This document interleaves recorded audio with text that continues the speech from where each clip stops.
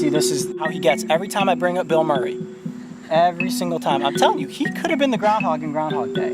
Look at this attitude. I mean, I'm telling you, if anybody should not drive angry, it's this guy.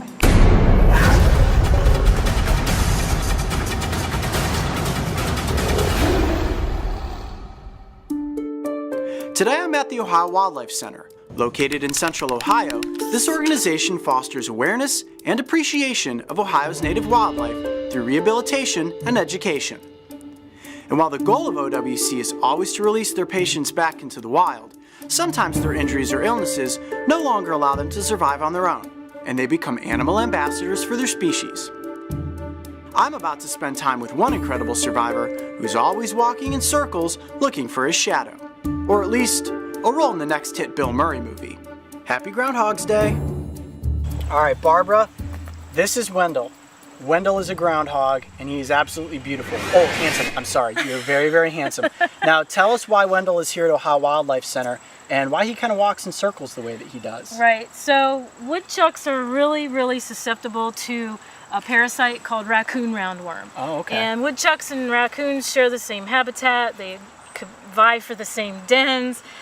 So they very often come into physical contact, but these guys forage on the ground, and so after they're traipsing through eating plants that the raccoon maybe, everybody, the raccoon has probably already walked through there and shed some of these roundworm eggs. So it's the same roundworm our dogs and cats can get, which is why we worm those animals. Okay. Unfortunately, the woodchuck being a dead-end host, the worms never become adults inside the woodchuck, but the larvae hatch and migrate up the spinal column into the brain, and it causes brain damage that really just disconnects some of the neurons from their brain to their muscles. The call we get on our hotline when they see this animal doing this circling is most people feel it has rabies. Yeah. And the thing with rabies is the animal, when it's in the quarantine period, usually won't survive more than a week or two. Okay. And a roundworm woodchuck will live a full 9-10-year-old life. Wow, so basically, an animal like Wendell or a mammal, a woodchuck like, I know you don't want me to call you a woodchuck, a groundhog like Wendell cannot go back out into the wild because of this condition he has,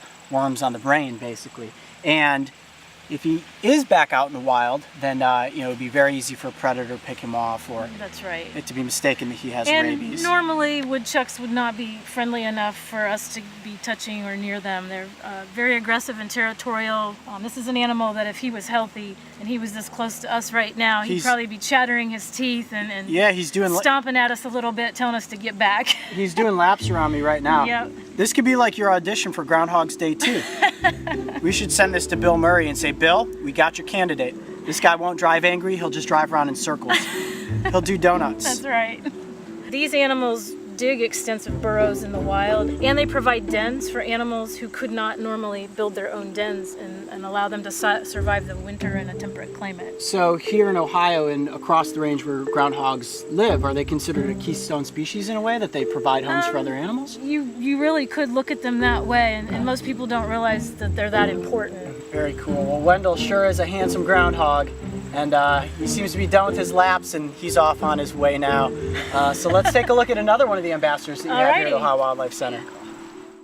If you thought that was an amazing animal encounter, make sure to check out these other videos. And don't forget, subscribe to follow me and the crew on this season of Breaking Trail. All right, I'm going to time you on this next lap. Ready? Here we go. And 1, 2, 3, 4, 5, 6. All right, dude, 6 seconds. Well done. High five. High five. I'm sending this tape to Bill Murray, just so you know. I promise we will get you cast in Groundhog Day 2.